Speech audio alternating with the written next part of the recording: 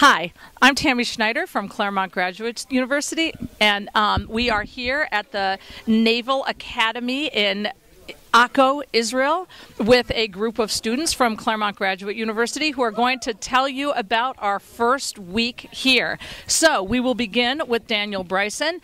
Daniel is going to tell you what we are doing here and the parameters of the project.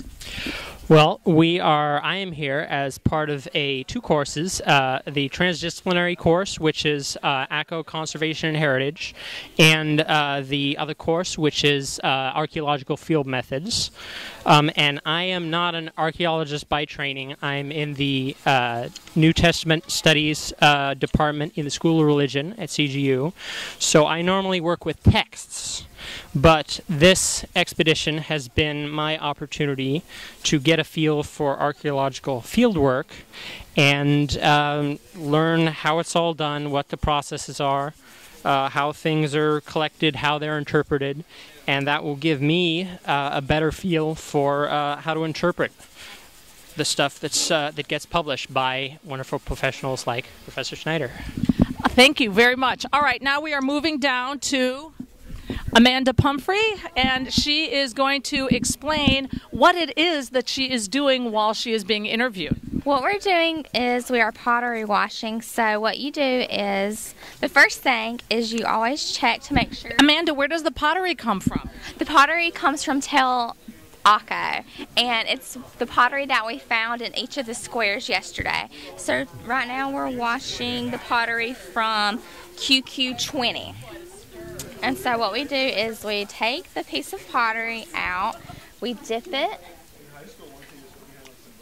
and then we look to see if there's any text inscribed on it. And typically the text would be on the front part of the pottery, and you can tell because it's the more smoother part that's curved versus the back that's a little bit rougher and typically more dirty like this. And so it looks like this piece does not have any text, so we scrub it and get it as clean as possible, and then we put it in the crate, and then we'll leave it out to dry. And about how many hours a day does it take to wash all the pottery from the field? It takes the full 2 hours. Yesterday we worked from 4 to 6. So, yeah. We've been finding a lot of pottery.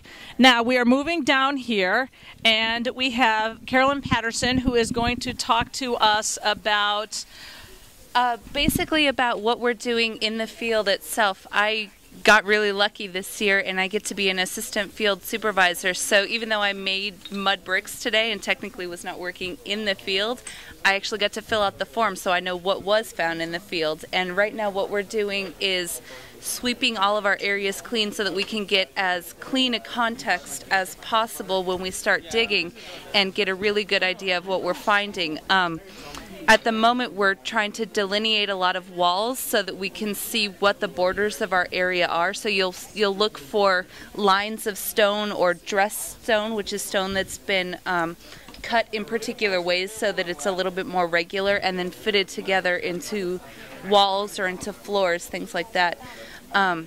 And so right now what we found are a couple of dressed stones that we think make up a part of a wall, and then some dressed stones that seem to have actually been placed on top of the bulks, which are the divisions between the squares, either to be walked on or as sort of an interesting feature left over from our previous excavations, just sort of general merriment, let's call it, in the best possible.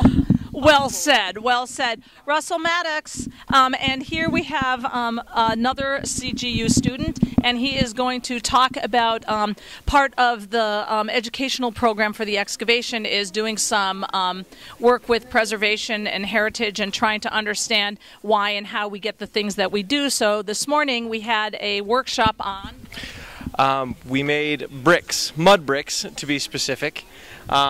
These are what the fortress and what all of the old buildings were built out of. So we learned a lot about the heritage behind them, about why we don't find them anymore, how they erode, how they require so much maintenance, and how they're usually built on stone foundations. So when we find the stone foundations, usually we don't find structures around them because of erosion and natural problems. But we also learned how they were made.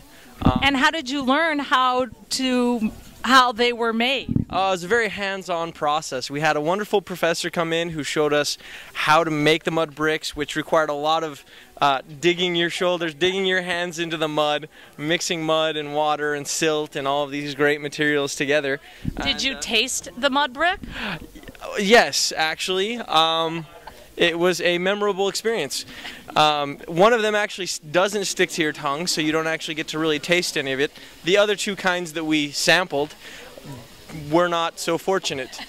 But it was a good experience to see not just like how things would have looked, but how things were done and the effort. We figured that the gate that enters into Tel Akko would have taken 12,000 mud bricks. We made 4 with 20 people in about 3 hours. So obviously they would have been a little bit more efficient with it, but it would have been a monumental effort just to make the gateway into the Tel. Great. All right, and that's just the end. This isn't even the end of our first week. This is just after 3 or 4 days out in the field. So we will, in a moment, I will introduce someone else who will talk about some of our special small finds that we found.